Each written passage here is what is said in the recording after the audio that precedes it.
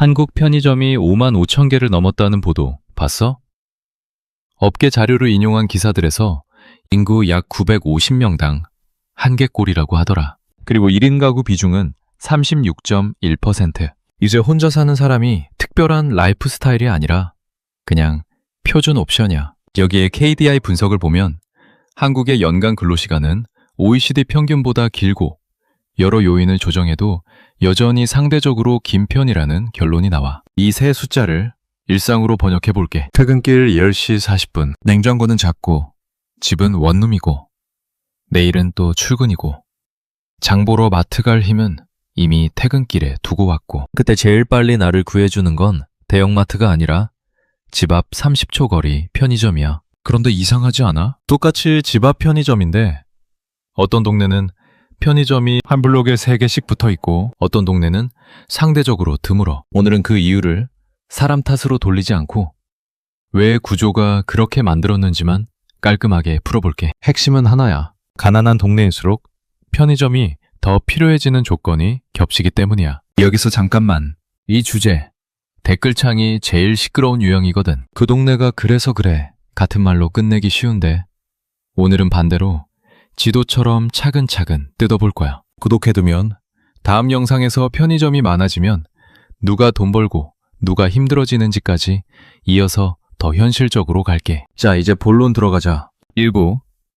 편의점이 가게가 아니라 생활장치가 되는 동네. 내가 먼저 고백 하나 할게. 나도 편의점 좋아해. 밤에 갑자기 라면 땡길 때, 급하게 현금 필요할 때, 택배 보내야 할 때, 심지어 프린터가 필요할 때도 편의점은 진짜 만능이잖아. 문제는 편의점이 편해서가 아니라 어떤 동네는 편의점 말고 선택지가 점점 없어지는 방식으로 편의점이 늘어난다는 거야. 여기서부터는 가난해서 그렇다가 아니라 가난해지기 쉬운 생활 조건이 무엇인지부터 보자. 돈이 적다는 건 출발점일 뿐이고 실제로는 그 돈이 어떤 형태로 묶여 있느냐가 생활을 확 바꿔. 예를 들어 볼게. 월급이 같은 두 사람이 있어. 둘 다 300만 원을 번다고 치자. A는 집이 넓고 차가 있고 냉동고도 크고 보관 공간도 넉넉해. B는 원룸이고 냉동실은 손바닥만 하고 대중교통과 도보가 기본이야. 둘이 똑같이 세일하는 생수 2박스를 사도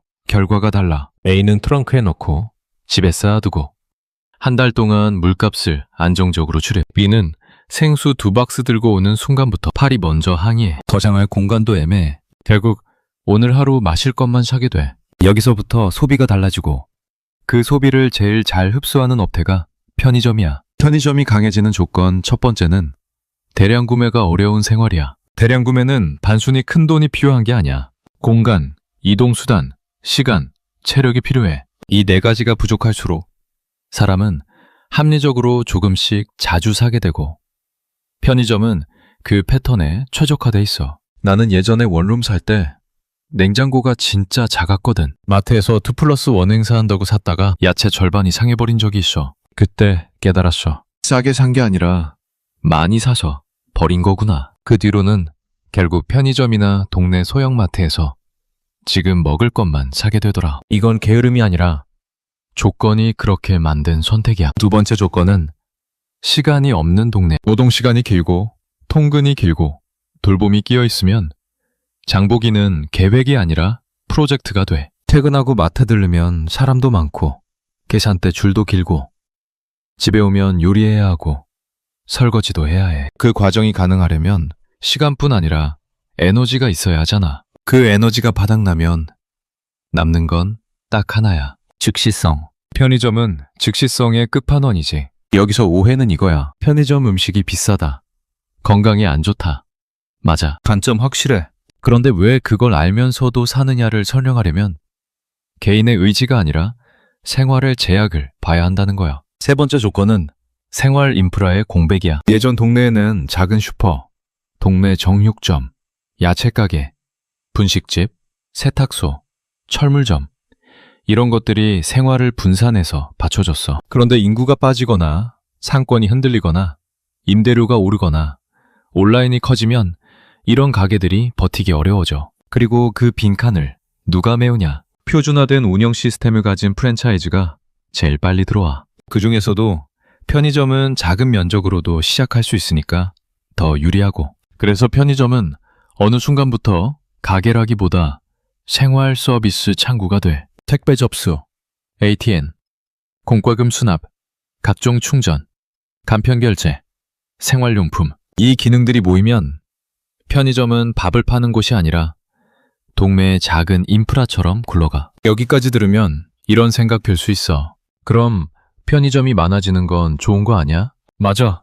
장점 분명해. 야간에도 열려있고 표준화돼 있고 어느 동네든 최소한의 접근성을 보장해주니까. 그런데 단점도 같이 커져. 첫째, 선택지가 늘어난 듯 하지만 실제로는 비슷해질 수 있다. 둘째, 비싼 단가를 감당해야 하는 구조가 된다. 셋째, 편의점이 늘어날수록 동네의 다른 업종은 더 버티기 어려워질 수 있다. 이게 무슨 말이냐면 편의점은 단순 경쟁자가 아니라 생활의 기본값을 바꿔버리거든. 예를 들어볼게.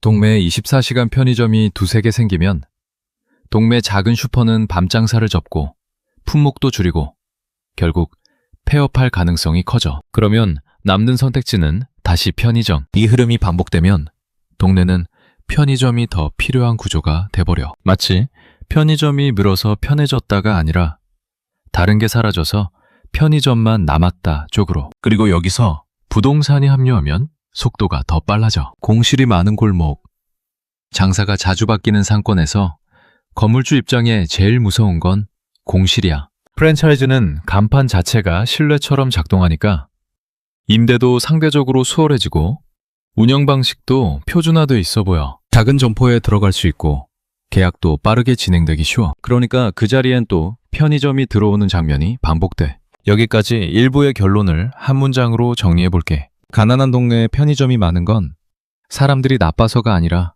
대량 구매 시간 이동 인프라가 부족해지기 쉬운 조건이 겹치기 때문이야. 그런데 진짜 중요한 질문이 남아. 이렇게 편의점이 많아지면 다들 잘 될까? 편의점이 많다는 건 수요가 많다는 뜻 같지만 반대로 서로의 매출을 갉아먹는 과밀일 수도 있거든. 2부에서는 여기로 들어갈 거야. 편의점이 과밀해질 때 생기는 현실. 그 안에서 누가 버티고 누가 무너지는지. 그리고 마지막엔 그럼 우리는 뭘 할 수 있냐까지 뜬구름 없이 정리해볼게. 2부, 과밀 출점의 진짜 비용, 그리고 푸드 스워럼프라는 함정. 1부에서 편의점이 많아지는 이유를 구조로 설명했지. 이제 2부는 조금 더 현실적으로 가볼게. 편의점이 많아지는 순간부터는 그게 편리함만이 아니라 동네의 비용이 되기도 하거든.